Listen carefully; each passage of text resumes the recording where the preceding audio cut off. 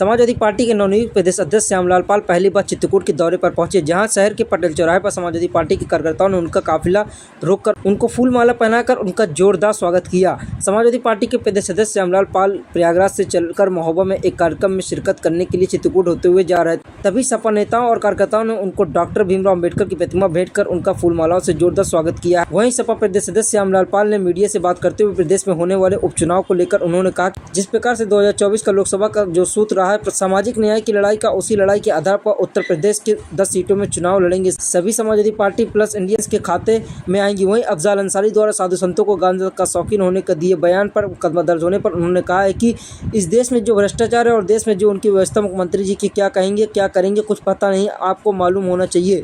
अयोध्या में उन्होंने हमारे नगर महाअध्यक्ष को उन्होंने क्या कहा, रेप में फंसा है, लेकिन जब डीएनए रिपोर्ट आई और डीएनए रिपोर्ट के आधार पर उसके पहले भी माननीय राष्ट्रीय अध्यक्ष ने कहा था न्याय हो गलत हो लोगों को मुकदमा में फंसाया जाए, लेकिन उस रिपोर्ट में क्या आया, जो मेरा नगर का अध्यक्ष है उससे फ्री हो गए हैं। उस डीएनए रिपोर्ट में साफ जाहिर है जो रिपोर्ट चली गई है उत्तर प्रदेश के मुख्यमंत्री ने उसको फंसाने का काम किया। इस प्रकार से हमारे कार्यकर्ताओं को यह क्या कर जाएंगे कुछ कहा नहीं जा सकता है, लेकिन हम लोग एक रास्ता देख रहे हैं बाबा साहब अम्बेडकर के संविधान का, समाजवाद का और इस देश का लोकतंत्र को बचाने का। इसके अलावा समाजवादियों के साथियों का कोई रास्ता नहीं दिखाई दे रहा है।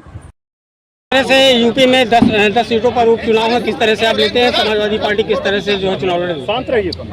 हम लोग जिस प्रकार से 2024 के लोकसभा का जो सूत्र रहा है सामाजिक न्याय की लड़ाई का, उसी लड़ाई के आधार पर उत्तर प्रदेश के 10 विधानसभाओं में हम लोग चुनाव लड़ेंगे और सभी सीटें Samajwadi party plus India alliance के खाते में आएगी।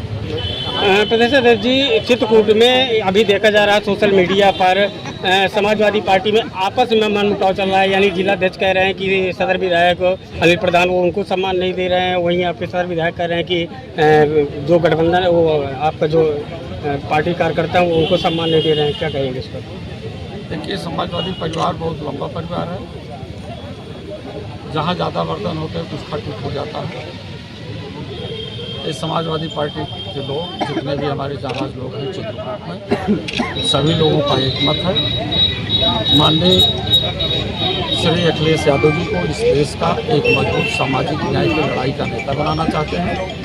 आपस में ऐसी कोई बात नहीं है, भावावेश में कहीं ना कहीं कुछ हो गया है।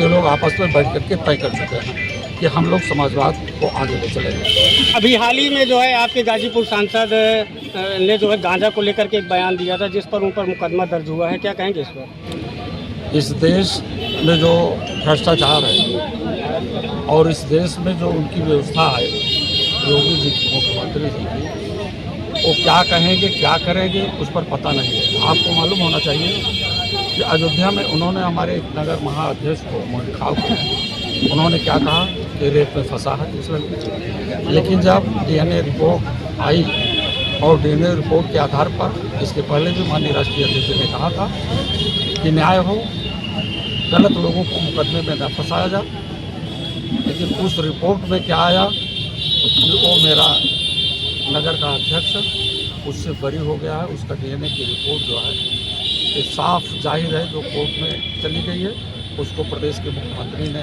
दबाने का भी काम किया।